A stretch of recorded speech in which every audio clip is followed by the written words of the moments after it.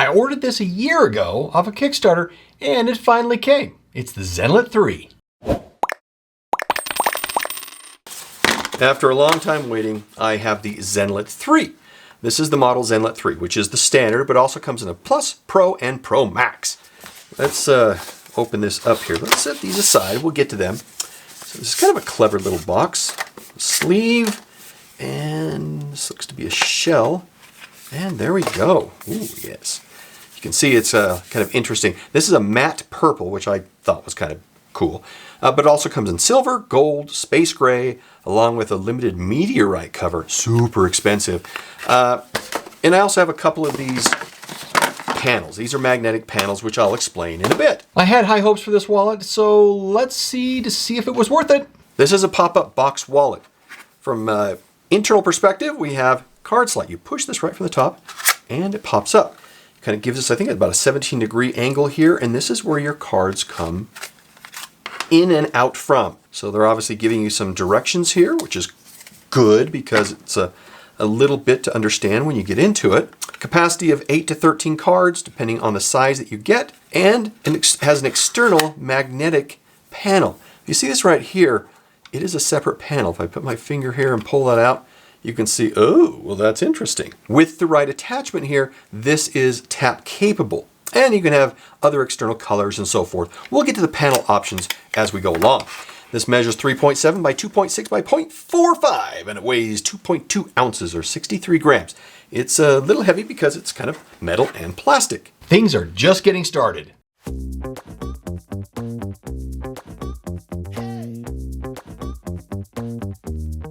And that's it. The company recommends up to 8 cards on this version, increasing to 13 cards with the Pro Max. Now, there is a card carry and a coin carry option that comes with the Pro and Pro Max version that's a little bit thicker, and that's what provides a separate case that is kind of cool. We'll talk about that. This is designed and made in Taiwan.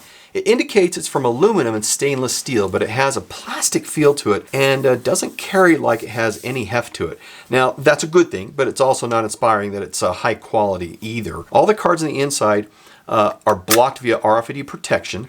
The one panel on this exterior here is not. And again, that comes down to what you'd want to put there by way of a card. Now, here's an example of a modular panel. This is white. I can just pop in here and it handles that. It's magnetic, so it's not a real problem. But there are other options you can put on here, which we'll kind of talk about as we get into it. I'll put this back on for fun. As you saw how I opened, we have this little top right here, that little slit. You press right on the front of that and it opens up and presents your cards to you. At that point, then you can grab your card, pull it out, do what you want, put it back in there. And this isn't really performing the way I thought it would. Not how it was advertised, but that's the gist of how this carries. And this is an automatic, see how it just doesn't go straight down, it comes down and out. This gives you about a 15 degree angle here, so you have access to cards and put them back in, slides and locks. It is very clean in how it comes across and how it presents itself. And if we look at the back, so when the cards are out, we see there's a backstop down here. So if cards happen to come down here because they're exposed, they're not going to be falling out because they have this backstop here to prevent that.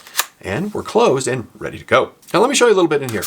Let's take these out and I can help you. You can see here that there is a stainless steel plate. Let's take a look. Right down there at the bottom, you can kind of get a feel for it, I hope. It's a little stainless steel leaf. You can see how that comes up right there. That is what provides the friction as a card is going down. It then pushes that little stainless steel leaf out of the way, and it then allows it to sit completely within the box itself. Now let me pull out something else.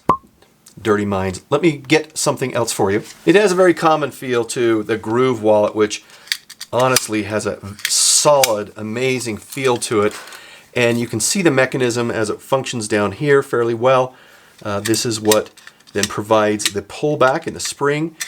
And I don't know. This is solid. This one, not so much, but we'll continue with the review on this one here. The price as configured is $113. Now that does not include any of the add-ons. Now let's look at the usability and different versions that are available. You saw I had the other adapter here. Well, this one is genuine leather, so I mean, not super high quality, but yeah, there's a leather option to kind of complement the other materials that we have. We'll take that off, snap this in here, and now I've got the luxury feel of lower quality leather. But I find that the more cards that you put in here, the less reliable these really are. Whoops, see, I kind of lose that, gotta dig that out there. Let me grab the card stack again. Let's put them in here, push them in.